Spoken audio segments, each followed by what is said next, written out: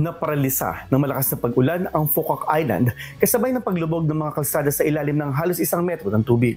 Nagiging sanhi na mabilis na pagtaas ng water level at nakagambala sa buhay ng mga residente at turista.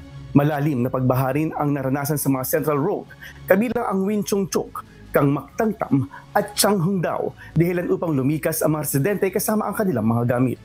Naging masalimuot ang biyahe ng mga residente at mga estudyante dahil sa baha sa Dong Yung noong madaling araw at walang indikasyon na bumaba ang tubig sa gitna ng patuloy na pag-ulan.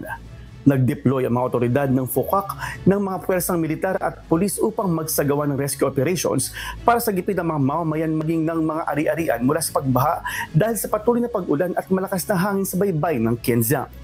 Ang Phuoc Island ang pinakamalaking isla ng Vietnam na nakaranas ng mabilis na urbanisasyon sa mga nakaraang taon at isa sa pinakasikat na tourist destination sa bansa.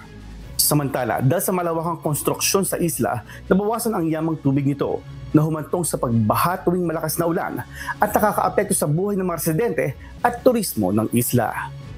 Axis Salem, humahataw sa balita ngayon!